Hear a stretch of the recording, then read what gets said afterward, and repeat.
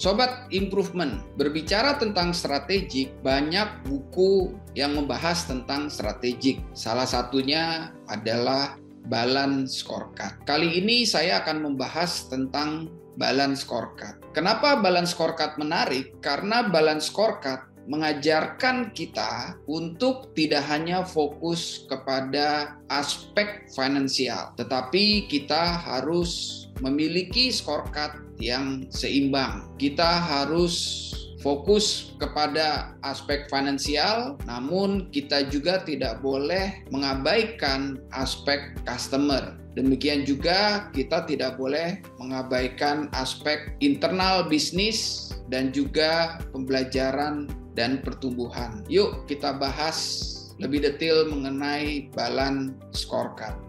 Bagaimana sebagian besar organisasi mengukur performanya? Kebanyakan perusahaan melihat kinerja perusahaan hanya dari sisi finansialnya saja. Kalau perusahaan untung, berarti kinerja perusahaan bagus. Kalau perusahaan tidak untung, berarti kinerja perusahaan jelek. Namun sebenarnya kinerja keuangan itu adalah masa lalu, kaca spion, menceritakan kinerja kita masa lalu. Laporan keuangan tahun 2023 menceritakan kinerja keuangan tahun 2022.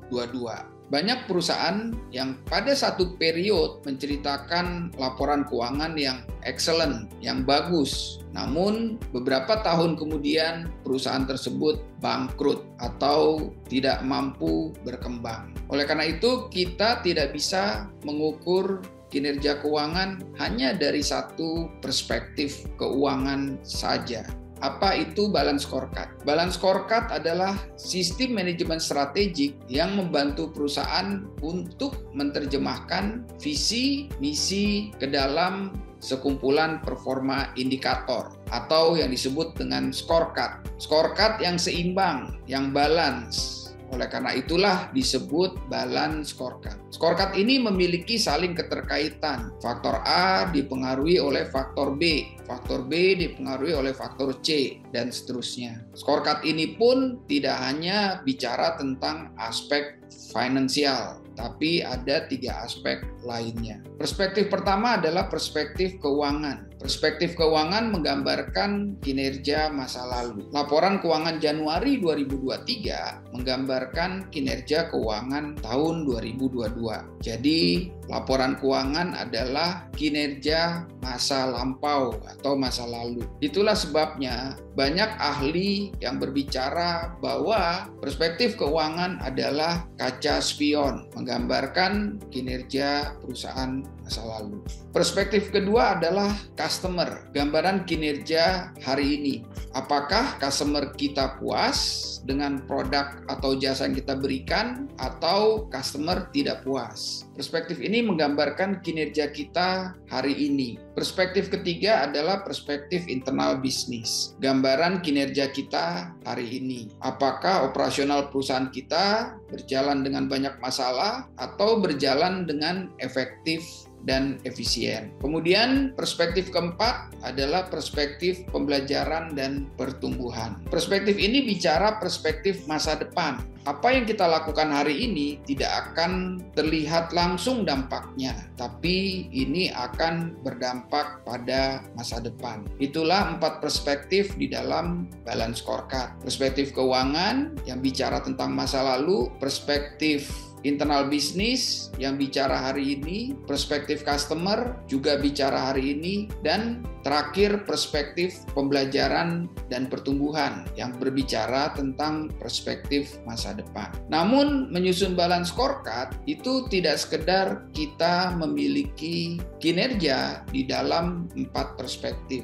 Masing-masing memiliki hubungan sebab akibat. Berikut ini adalah gambaran sederhananya. Perspektif pembelajaran seperti yang tadi saya sebutkan sebelumnya adalah bicara tentang masa depan. Jika kita lakukan hari ini, hal itu akan berdampak kepada internal bisnis kita yang menjadi lebih baik, lebih efisien. Perspektif pembelajaran dan pertumbuhan ditambah perspektif internal bisnis, ini akan menghasilkan perspektif customer yang lebih baik. Operasional bisnis berjalan efisien, customer pun akan merasakan dampaknya. Tim yang melayani customer bekerja dengan lebih baik, customer pun akan merasakan dampaknya. Kedua perspektif ini, customer dan internal bisnis, akan berdampak kepada perspektif keuangan. Diagram ini menggambarkan bahwa seharusnya perusahaan itu tidak fokus kepada perspektif keuangan, karena perspektif keuangan adalah hasil. Ketika perspektif customer dan internal bisnis kita berjalan baik, maka perusahaan akan mendapatkan perspektif keuangan yang baik. Jadi perspektif keuangan adalah result, hasil dari perspektif customer dan juga perspektif internal bisnis. Perspektif customer dan internal bisnis pun merupakan hasil dari perspektif pembelajaran dan pertumbuhan. Selain memiliki keempat perspektif ini, kita pun harus memiliki strategi yang link dengan visi dan strategi perusahaan. Oleh karena itu, sebelum kita menetapkan balance scorecard, kita harus terlebih dahulu menetapkan visi, misi, kebijakan, dan core value perusahaan. Berdasarkan gambaran visi, misi, kebijakan, dan core value, maka diterjemahkan ke dalam balance scorecard. Scorecard yang seimbang, yang terdiri dari 4 perspektif. Namun, menjalankan balance scorecard tidak sekedar kita memiliki target dalam 4 perspektif. Saya masih melihat beberapa company dalam menerapkan balance scorecard menetapkan 4 perspektif di masing-masing departemen. Padahal seharusnya balance scorecard itu bicara tentang perusahaan, tidak bicara tentang departemen. Jadi perusahaan harus membangun balance scorecard untuk perusahaan dulu supaya kita memiliki goals yang sama. Departemen memiliki goals yang sama bicara tentang strategi perusahaan. Setelah balance scorecard perusahaan jadi, baru kemudian kita menetapkan PIC dari setiap item-item yang ada di balance scorecard. Departemen SR tentunya akan banyak berbicara tentang perspektif pembelajaran. Departemen operasional tentunya akan lebih fokus kepada perspektif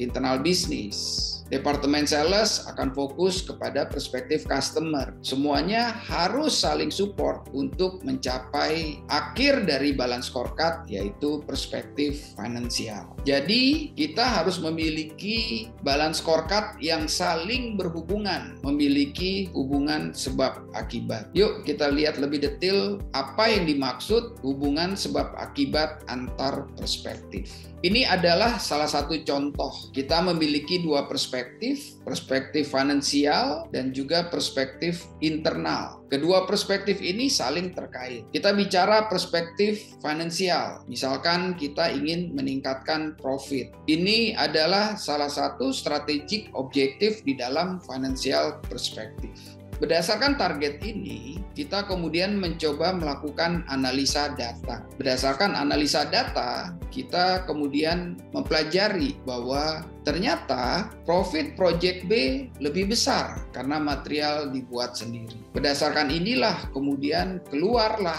strategic objektif turunannya, yaitu menjual produk B lebih banyak karena produk B profitnya lebih besar dibanding produk yang lain. Berdasarkan data berikutnya, diketahui bahwa produk C kompetitornya adalah produk import, di mana harganya 40% lebih mahal. Dari analisa data ini, kita melihat bahwa terdapat peluang untuk menaikkan harga karena harga yang kita tawarkan jauh lebih murah dari produk impor. Dari analisa data ini kemudian keluar turunan dari strategic objektif, yaitu menaikkan harga produk C karena perbedaan harga yang cukup besar dengan produk impor. Ini adalah 3 perspektif yang dibentuk di financial perspektif. Kemudian kita melihat juga ada perspektif internal. Dalam hal ini saya menyoroti tentang sales. Berdasarkan data analisis,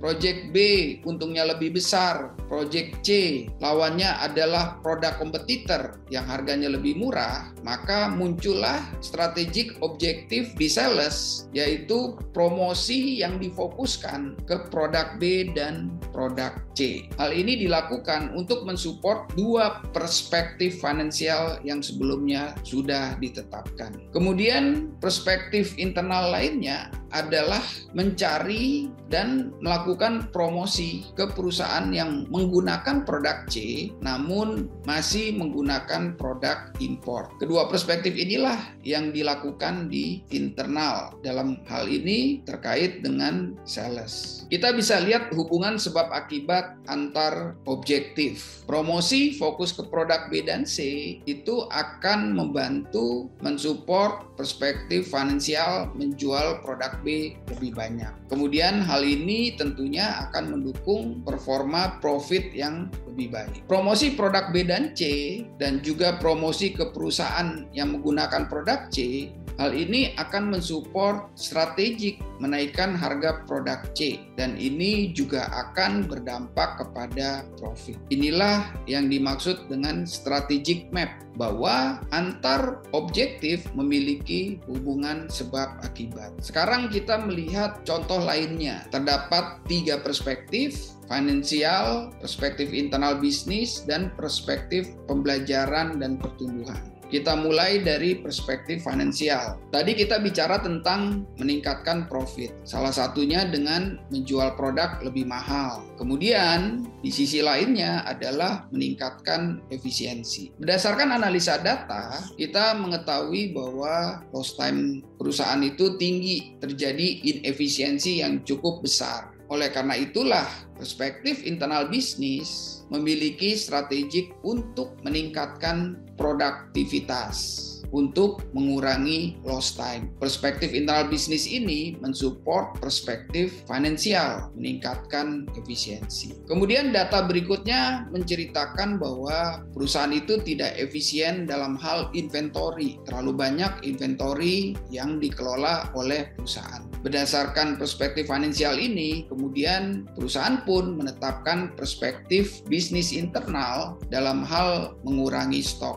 baik di finished good, di WIP, maupun di material. Perspektif ini mensupport peningkatan efisiensi di perspektif finansial. Lalu bagaimana dengan perspektif pembelajaran dan pertumbuhan? Perusahaan menerapkan perspektif pembelajaran untuk menerapkan line balancing atau just in time. Tentunya harus diawali dengan training terlebih dahulu sebelum masuk ke dalam sistem just in time atau line balancing. Selain itu, perusahaan juga perlu didukung dengan software, misalnya software material dan production planning untuk memudahkan perhitungan material dan juga schedule yang lebih baik. Kompleksitas company yang terlalu besar akan menyulitkan jika production planning dan material planning dilakukan secara manual. Jadi, terdapat 2 perspektif di pembelajaran dan pertumbuhan, yaitu penerapan line balancing, kemudian penerapan software.